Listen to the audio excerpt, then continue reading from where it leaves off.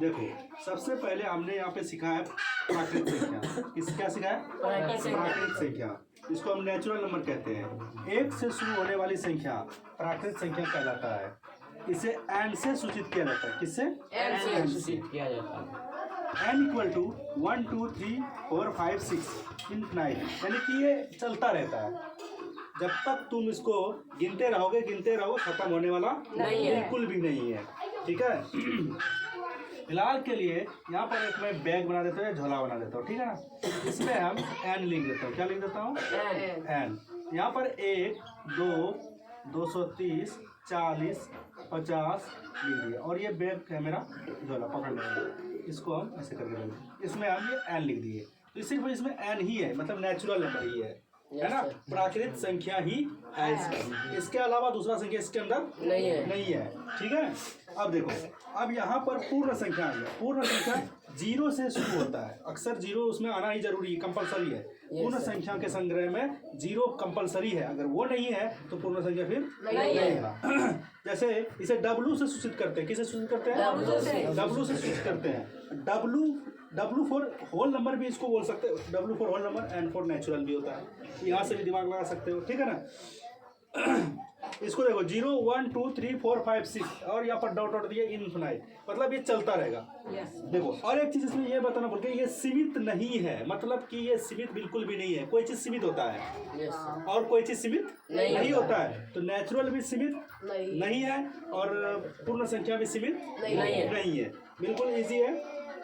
देखो पूर्णांक, जिसको हम क्या कहते हैं? इंटीजर्स।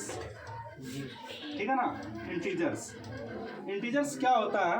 देखो पूर्ण संख्या हमने झोली मिटा दिया रे, झोली भी मिटा दिया। 1 2 3 4 10 15, ये किस चीज का झोली था रे? नेचुरल का था, नेचुरल नंबर का, तो है ना, प्राकृत संख्या का था। Yes sir. ठीक है। और उसके बाद सेकंड में झोली फिर बनाते हैं और झोली में डालते हैं कोई अंक। इस बार डालते हैं 1 2 3 4 40 50 60। लेकिन अभी भी ये क्या रे? पूर्ण संख्या नहीं बना है। क्या नहीं बना है? पूर्ण संख्या नहीं बना है। अभी देखो बनेगा। जैसे हम इसमें उठा के 0 डाल देंगे, बन गया पूर्ण संख्या। तो इसको हम लिख देते हैं W से। किससे लिख देते हैं? W से। इसको N से, इसको W से। अब तीसरा झोली जो बनाने वाले हैं वो अभी लिखेंगे। समझ में आ जा रहा है? बिल्कुल इजी है। जरा सा भी क्वेश्चन में कोई दिक्कत, कोई इशू नहीं होगा। देखो अब यहाँ पर पूर्णांक समझा देते हैं एक बार और, तुमको समझ में आ जाएगा। पूर्ण संख्या और प्राकृत संख्या अगर हम यहाँ पर लिख देंगे, यहाँ पर इस तरह लिख देते हैं। नहीं धनात्मक, क्या है? धनात्मक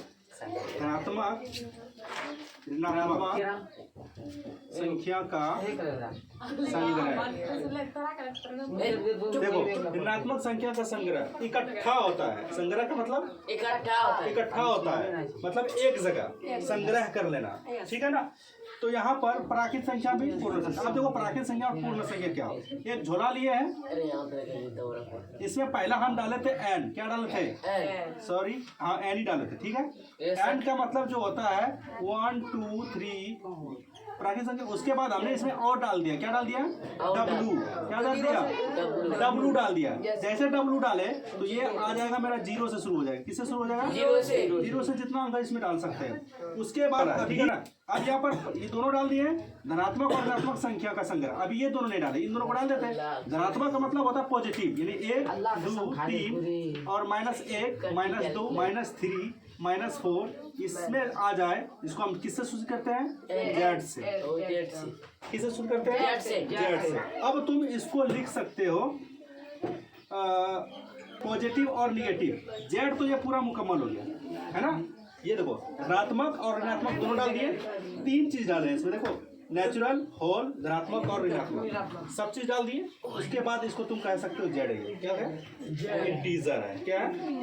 इसको हिंदी में कहते हैं पूर्णांक। क्या है? पूर्णांक है। बिल्कुल इजी है, समझना।